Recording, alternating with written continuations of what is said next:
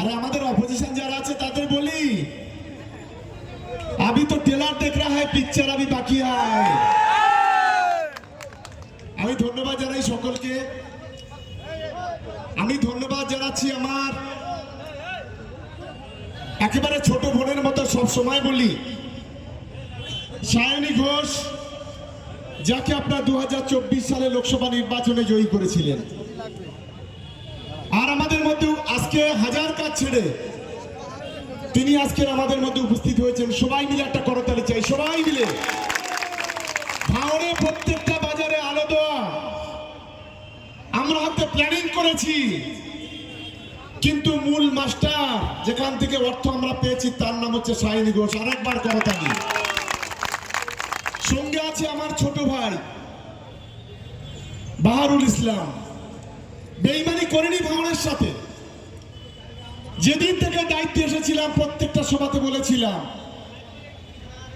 ভাওনের একজন সন্তান ভূমিপুত্রকে ক্যান্ডিডেট করতে চাই দিদি এবং অভিষেক বন্দ্যোপাধ্যায় আমার কথা শুনেছেন তাই তো ভাওন ক্যানিং আলাদা নয় আমরা এই দক্ষিণ 24 পরগনা জেলার ভূমিপুত্র আমরা বহিরাগত নয় আমরা তাই ও আমার ছোট ভাই হিসেবে সবচাইতে বাংলার শিওর সিটের নাম হচ্ছে ক্যানিং পূর্ব সেই ক্যানিং পূর্বকে ছোট ভাই হিসেবে ওকে সম্মান দিয়েছি ওকে 1 লক্ষের উপরে ভোটে ক্যানিং পূর্ব জেতাবে আর আমাকে জেতানোর দায়িত্ব হচ্ছে আপনাদের কি পারা যাবে জোরে বলতে হবে এরা তো আমার কানে কম শোনে আরে আপনারা দেখছেন না বাংলা জুড়ে উন্নয়ন গরিব মানুষের মুখে হাসি কিন্তু কিছু কিছু ভণ্ডরা নাকি উন্নয়নটা দেখতে পায় না তাই তো আওয়াজটা এমন ভাবে তুলতে হবে আওয়াজটা যেন ওদের কানের এপার থেকে ঢুকবে ওপার থেকে যেন বেরিয়ে যায় লড়াই হবে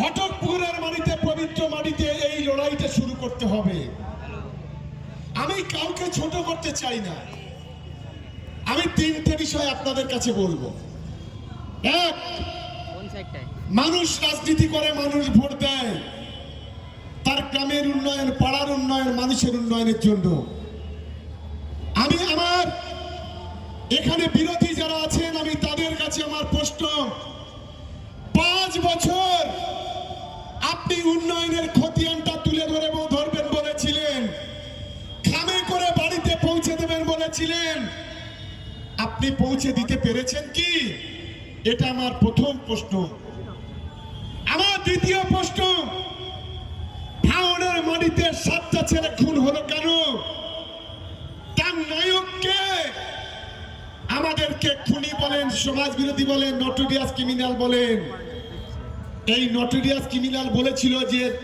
সারা ভারতবর্ষের একটা মানবাধিকার কমিশন এসেছিল যারা বিজেপির দালাল বাংলার 265 জন নেতাকে কালি নৃত্য করার জন্য তাদের একটা লিস্ট বের করেছিল যারা সামনের সারি থেকে লড়াই করে দাঙ্গাবাজ বিজেপির বিরুদ্ধে দাঙ্গাবাজ নরেন্দ্র মোদীর বিরুদ্ধে দাঙ্গাবাজ অমিত শাহর বিরুদ্ধে সেখানে আমার নামটা দিয়েছিল আজকে নওশাদ সিদ্দিকী তুমি আমাকে নটরাজ ক্রিমিনাল বলো সারা জীবনে একদিন জেল খাটলাম না সারা জীবনে একদিন পুলিশের কাছে গেলাম না সারা জীবনে একদিন কেস খেলাম না আর আপনি আমাকে নটোরিয়াস ক্রিমিনাল বলেন আমি ভাওনের মানুষের কাছে এই বিচারটা দিতে চাই নটোরিয়াস ক্রিমিনাল কে যে একটা মেয়ের ইজ্জত নিয়ে ছিনিমিনি খেলা করেছে 3 বছর হাইকোর্টে অ্যান্টিসেপ্টিক বেল নিয়ে ঘুরে বেড়াচ্ছে বিচার করবেন আপনারা যে আমাদের চারটে ছেলেকে তিলে তিলে খুন করেছে বিচার দিলাম আপনাদের কাছে যে 3টে আইএসএফ এর ছেলেকে হুগলিতে বসে বসে অস্ত্র শস্ত্র বন্দুক বোমা গুলি দিয়ে সেন্ট্রাল ফোর্সের বিরুদ্ধে লাগিয়ে দিয়ে কাঠালিয়া স্কুলে গুলি চালিয়েছিল একজন অ্যাডিশনাল এসপি গুলিবিদ্ধ হলো একজন কনস্টেবল গুলিবিদ্ধ হলো একজন র্যাবকে অপহরণ করে নিয়ে গেল সেই খুনের নায়ক হচ্ছে নওশাদ সিদ্দিকী তার বিচার আপনারা করবেন আগামী দিনে শুধু আপনারা আমাদেরকে একটু সুযোগ দিন 2.5 বছর ধরে আপনাদের পদসেবা করেছি 2.5 বছর ধরে ভাঙড়ের মানুষের পাশে থাকার চেষ্টা করেছি। দিদির অনুপ্রেরণায় আজকের 42,700 বাংলার বাড়ি আজ ভাঙড় বিধানসভার গরিব মানুষের পাইয়ে দেওয়ার ব্যবস্থা করেছি। আজকের প্রায় 200 কোটি টাকার কাজ গত 2.5 বছরে ভাঙড়ের মাটিতে আমরা করতে পেরেছি।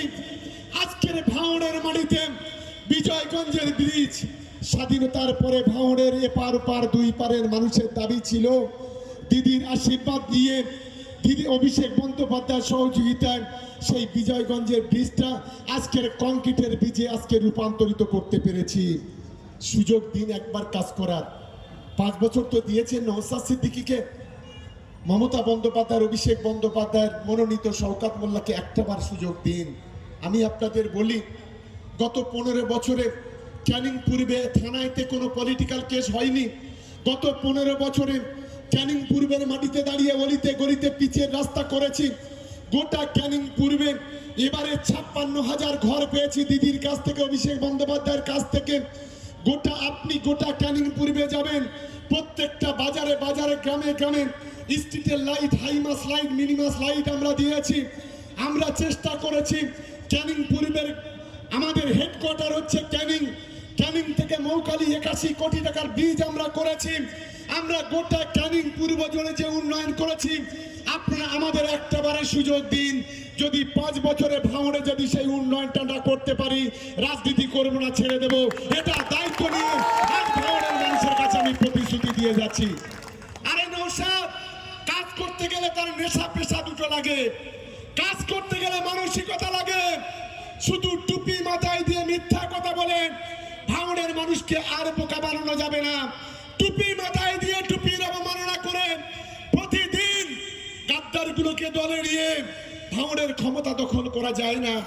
আমি কাউকে ছোট করব না, শুধু একটা কথা বলবো, একটা সময় যার জন্য ভাঙড়ের মানুষ তৃণমূল কংগ্রেসটা ছেড়ে দিয়েছিল, আজকের নওশাদ একটা খড়কুটো ধরে বাঁচতে চায়। আজকে সেই খড়কুটো ধরেছে, কি ঠিক বলেছি তো? খড়কুটো ধরেছে। আর আমি দেখলাম অবাক, আইএসএফ এর বড় নেতা কারিমুল, ছোট নেতা ওইদুল, আরেক নেতা তৌসিফ, আরেক নেতা হেন তেন আছে উসমান। এখন দেখলাম সেই যাকে দলে নিয়েছে তার পিছনে পিছনে কুকুরের মতো ঘুরঘুর ঘুরঘুর ঘুরঘুর ঘুরলো করছে। লজ্জা।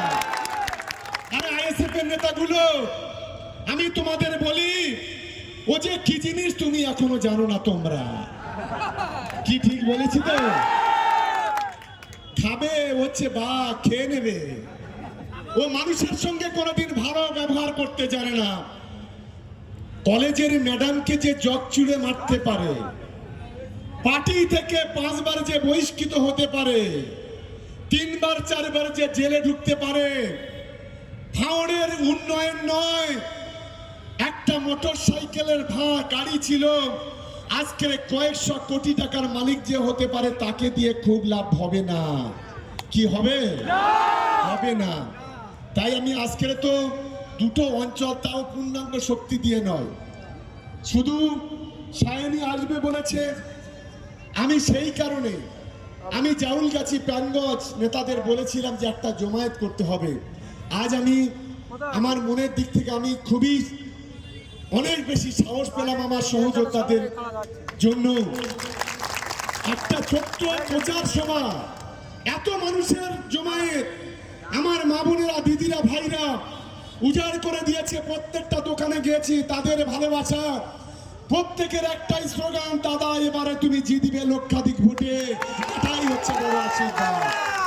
বারুল আছে, ওকে আমি বলি, ওর দায়িত্বটা আপনাদের ঘরের সন্তান, ভাঙড়ের ভূমিপুত্র, দিদি ভাঙড়ের ভূমিপুত্র, ওর আমার উপরে ছেড়ে দিন। আমার ক্যানিং পূর্বের ভাই বোনেরা তারা তৈরি, ওর জেতানোর দায়িত্ব আমাদের। আর ভাঙড় থেকে কেউ নাকি বলেছে এখন নাকি কম্পিটিশন হচ্ছে, কে নাকি ক্যানিং পূর্বে দাঁড়াবে।